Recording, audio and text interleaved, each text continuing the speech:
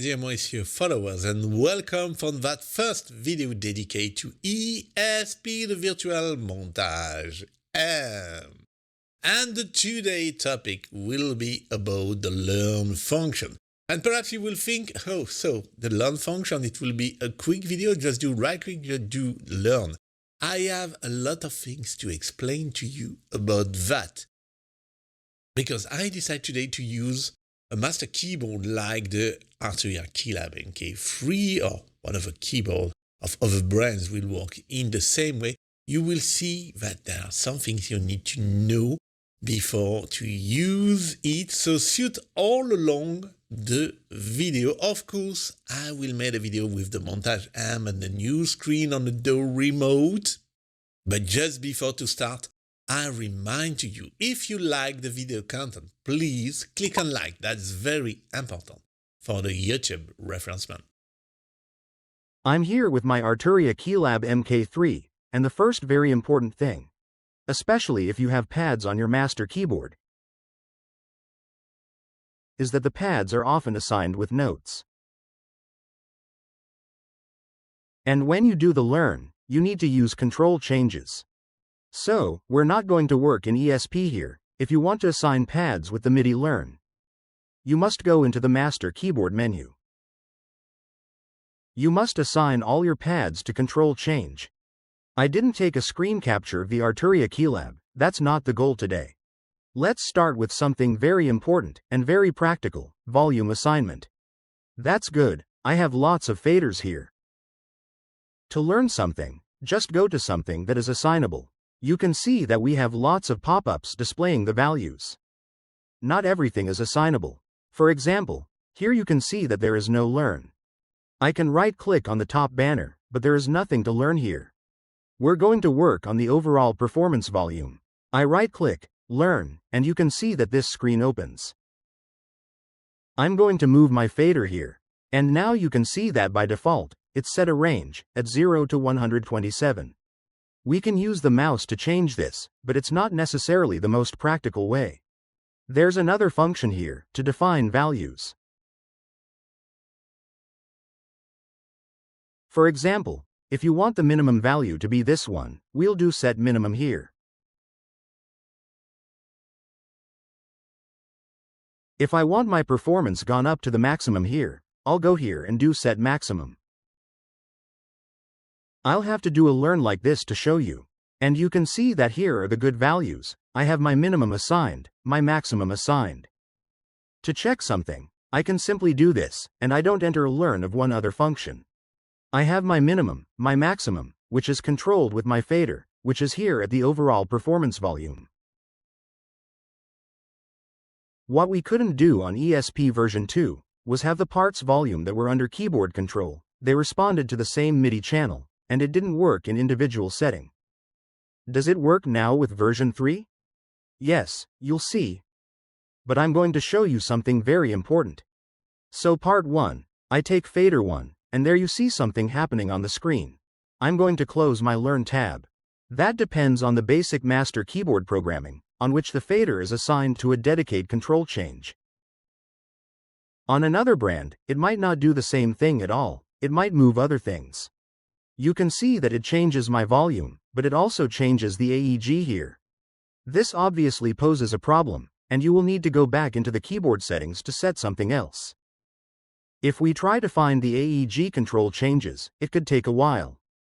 Here, my Arturia Keylab MK3 is on MIDI channel 1, as you may have seen on the screen. What I recommend is that you go into the menus and change the fader MIDI sending channel. Go into the faders menu. My advice is simply that, if you're not using part 16 as example, you should first assign all your faders to send control changes on MIDI channel 16. That way, there won't interact with others' basic settings that are on MIDI channel 1 by default, and it won't happen anymore. I'm going to do it on one fader to show you. For example, my fader 1 here, it was on active MIDI channel, so MIDI channel 1. I'm going to set it on 16 here. I confirm. There you go, I'm going to ignore it, so I can show you. We've seen learn, we've seen the minimum, we've seen the maximum, Let's see forget, to deleted the control change. And now we're doing learn again. You can see that we have always the general performance volume under control, and you can see that now, because I've switched to channel 16, the AEG isn't moving anymore. Basic advice. Start setting all your faders, maybe the assignable knobs too, like this on MIDI channel 16. That way you'll be fine at that level, and of course, it works for both, they will no longer make movements on the AEG.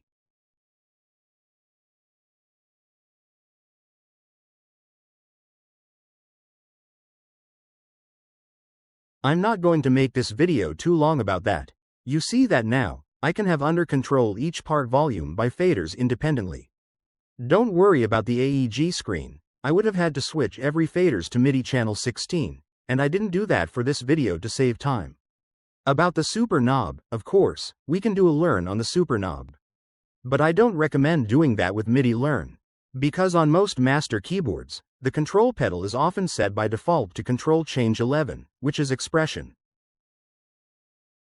If I learn with control change 11 on my super knob, it will take it, but at the same time I'll lower or upper the super knob. My performance will take also in count the expression control change. I advise you to manually set control change 95 for the super knob on your keyboard screen here. The same goes for scene memories. I recommend doing it manually, not using learn, and setting it to 92, with the right depth for each scene. It goes from 0 to 16 for scene 1 to do this kind of thing, 17 to 32 for scene 2, and so on. You can think why, look at the scenes there, I do the learn, I take the button there for example, so already that encoder button doesn't work at this level. I need to exit from that keyboard menu, there I go, and you can see that we have a value ranging from 1 to 8. In fact, it's a global value for all the buttons, which is why I explain it to you in details. You see that now, even if I go to 2, it show the choice of forget, minimum, or maximum. It's better to do it manually, choose the buttons you want, and set control change 92 in the correct depth. For example, if you want to have the 4 bottom the screen, if you want to have 8 on the pads here. For the buttons using, as example, I could assign the reverb switch here, like this. On off there, it works N, but you need to pay attention to one other point. On master keyboards, it depends on how the button is configured. If it's on gate, it's momentary. If it's on toggle on Arturia, it's like latch or hold. It may have another name on one other keyboard brand. You'll have to go into the menu and assign the right setting if you want it to be hold. I told you there would be lots of tips about using a master keyboard to set in good way these learn functions. You not subscribed to this channel yet? I invite you to click on the subscribe button, and I also invite you to click on the bell so you'll be notified when I release a new video.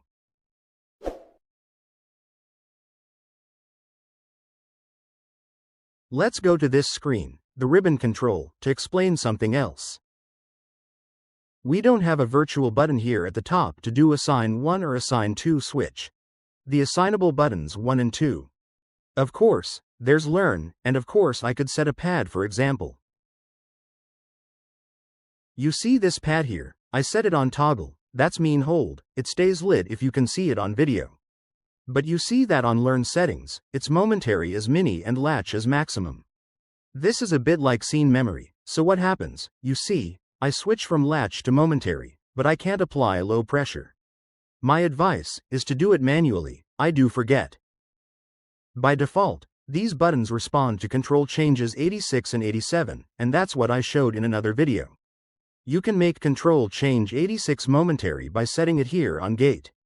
You can make it latch by setting it to toggle on the Arturia screen, and that gives you the best of both worlds, with the best of both choices, having our button 1 momentary or hold, button 2 momentary or hold on these pads. So here I advise you, rather than using learn, to use the settings directly on the screen. As for the FC5 pedal, even with toggle, I couldn't get it to hold things over time, as the FC5 is a momentary pedal. Our top buttons, what could be interesting is, can we assign these buttons, ARP Master, MS Master to something? That's why I'm going to turn that one off. The point is that, otherwise we start playing, and we might want to stop the ARP master.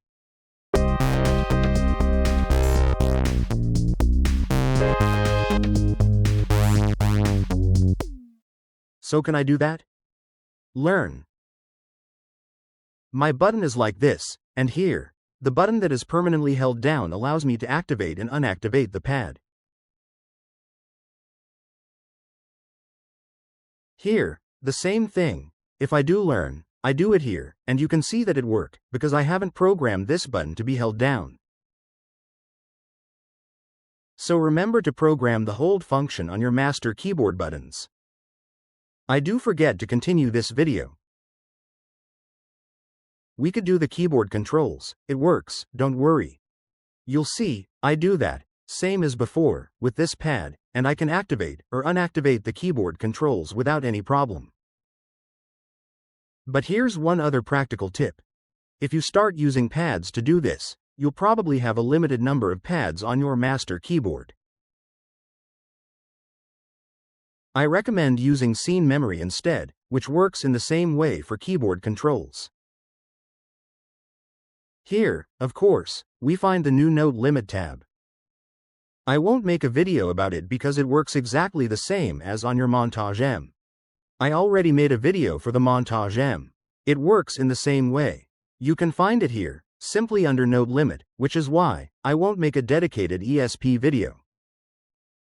We were at the common level. Are there any learn that work at the part level? Here, the mute and solo for the parts, you can see that we have the learn function, which will work. However, for element, operator or oscillators mute and solo, there is no learn function for those. Take this into account. Another important point is about the graphics. You can see that there are pop-ups that display the values. This is very interesting to see where we are and what we're doing, but there's no MIDI learn here. So how do, if we want to have MIDI learn?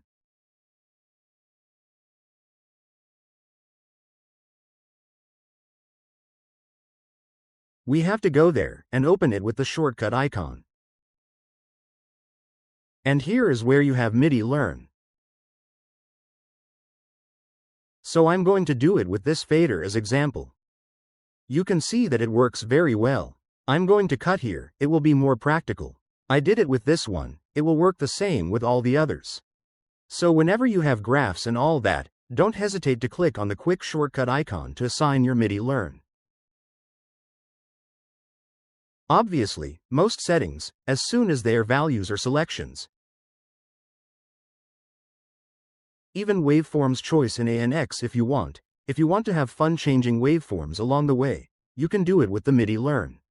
I'm not going to go through all the examples, because the video would be time-consuming if we tried to look at all the settings you can adjust.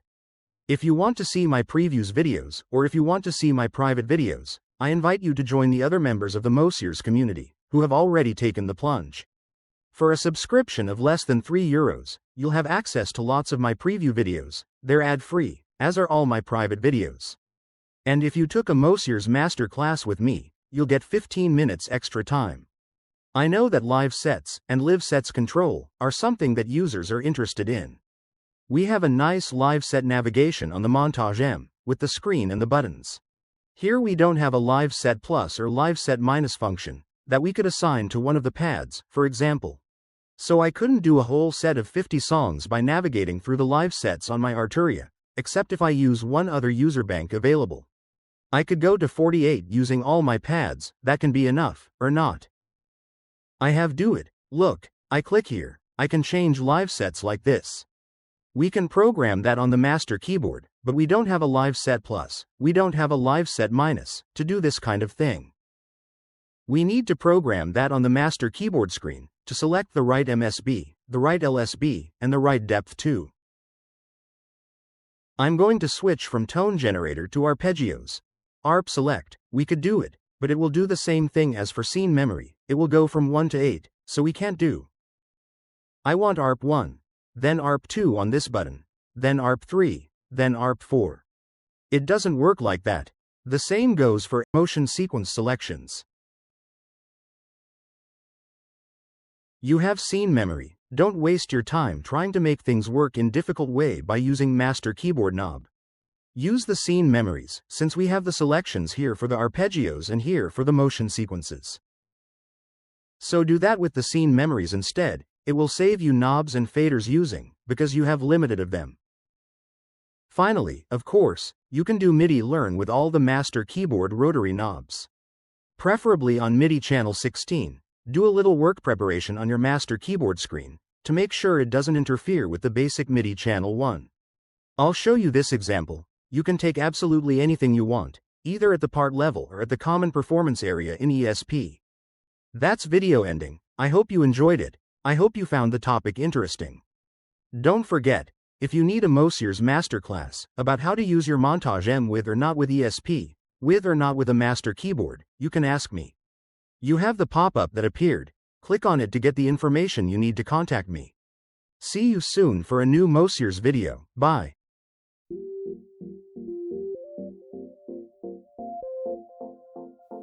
Would you like to discover, learn, or improve your knowledge of your Yamaha synthesizer or stage keyboard? Book your Mosier's Masterclass now. Your private session is conducted online through Zoom. Take all benefit of Mosier's expertise, Yamaha synthesizers and stage keyboard specialist and consultant for Yamaha Music Europe and France. As member of International Yamaha Tech Talk Live Team, Music Hackspace instructor and host of the Camelot Pro Sessions, Joel take care of your experience level. Whether you're a beginner or a skilled user, get the most out of your Yamaha synthesizer, stage keyboard, John Mayall's software suite or Camelot Pro.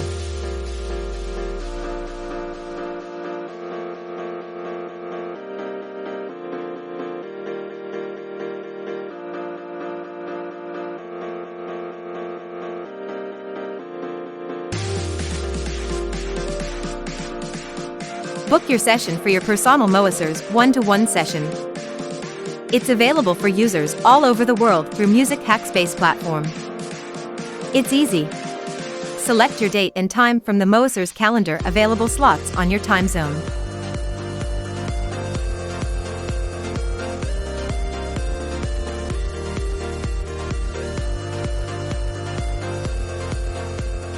Thank you for watching this Mosier's video.